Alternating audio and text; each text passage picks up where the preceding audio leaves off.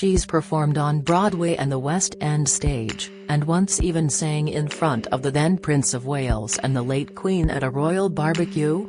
But musical theatre legend Ruthie Henshall says stepping out onto the cobbles of Coronation Street is right up there with those other pinch-me moments.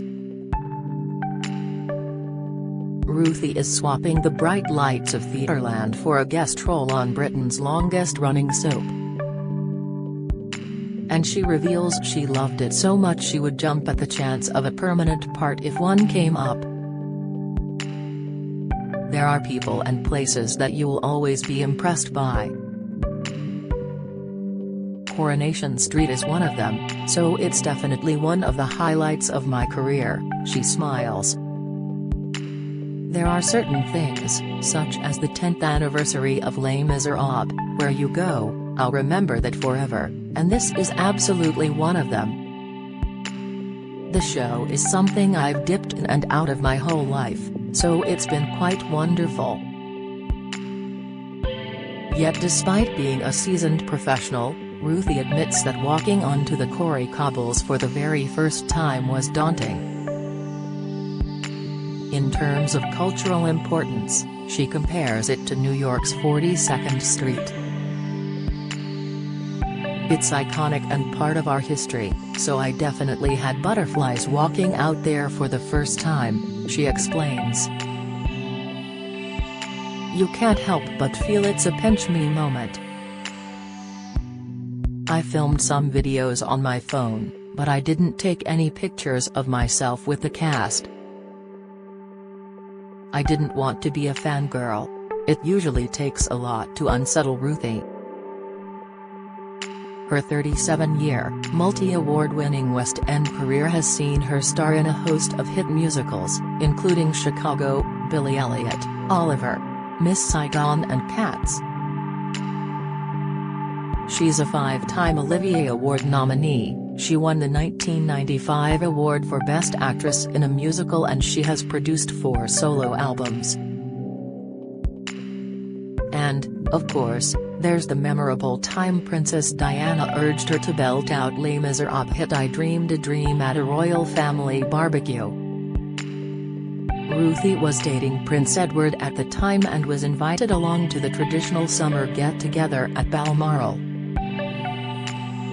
I wasn't nervous because Charles had just made me a couple of martinis, which is why I ended up singing in front of the Queen, she laughs. I was feeling no pain, because I was 3 sheets to the wind. It will always be one of my greatest honors. Diana was there, Princess Margaret, the Queen Mum, Edward, and Charles. It was a particularly wonderful era. They were all bloody delightful and very welcoming, and I have nothing but nice things to say about them all. The Queen in particular was lovely. Here I was, this chorus girl dating her son, it must have been her worst nightmare. But she was really good to me. She always talked to me about things I would know something about. Ruthie, 56, arrives in Weatherfield as businesswoman Estelle, an old friend of Glenda Shuttleworth, played by fellow theatre star Jodie Prenger. The two reminisce about their times performing on cruise ships together, before Estelle attempts to talk Glenda into buying into her theatre school franchise. Ruthie says, they phoned and asked if I would do it, and, once I read the script, it was a no-brainer. It was such fun and I had a bit of a sing-song with Jodie. We know each other of old and get on like a house on fire. I would be back there in a heartbeat if I had the chance. I'd step away from 8 shows a week in musical theatre if they offered me a permanent role. I love musical theatre, it's my passion, but it is quite grueling. Working 6 nights a week was particularly hard for Ruthie when her children were small. After the end of her 6-year romance with Prince Edward, she had a 6-year relationship with actor John Gordon Sinclair. Then, in 2001, she met Canadian singer Tim Howard, her co-star in the West End production of Peggy Sue Got Married. The couple went on to have 2 daughters, Lily and Dolly, but the marriage broke up when the children were small. Ruthie says candidly, "You feel like you have failed enormously because you haven't been able to fix what needed fixing. I can't tell you how much money I've spent on couples counseling, just trying to jam a square peg into a round hole, because I have 2 children. But if you're unhappy, you're unhappy." The divorce left Ruthie relying on family, friends and a nanny as she tried to juggle her career with being a single mum. "It was very difficult when the girls were younger," she says. "I absolutely love what I do, so you'll never hear me complaining, but it's full on and it does take over your life. Their dad wasn't really around, so I was very much on my own in every way. The hardest thing was the guilt. I had to work to pay the mortgage, but it meant I wasn't there in the moments that I really wanted to be, like picking them up from school and putting them to bed at night. I would call them from the theater to say goodnight and they'd get upset, which was hard. At times they lived in dressing rooms when I didn't have childcare." When Lily was 4 months old, Ruthie rejoined the cast of Chicago and was often obliged to bring her baby to work, handing her to her dressing assistant when she went on stage.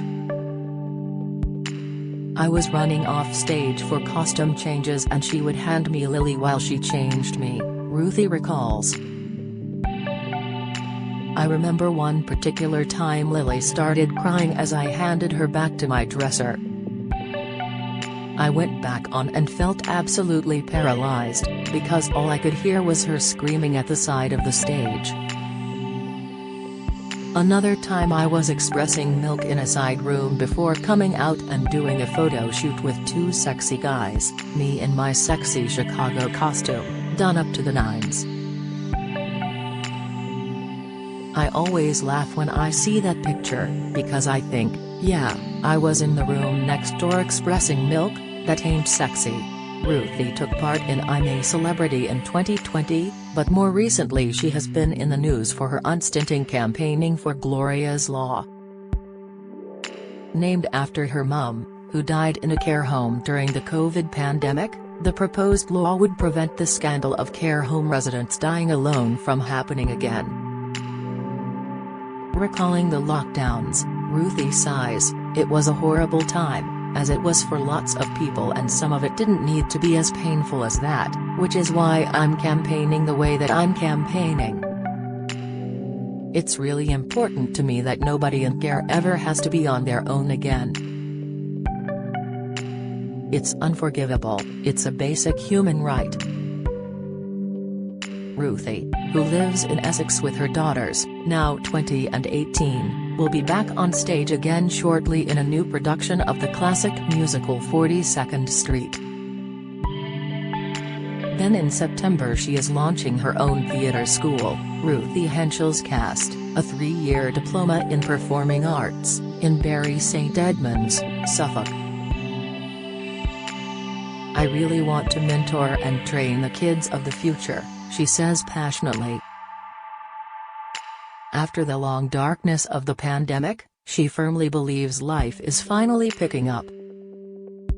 "I sold my house and bought a little thatched cottage which I moved into 3 months ago, and my career is fabulous right now," she smiles.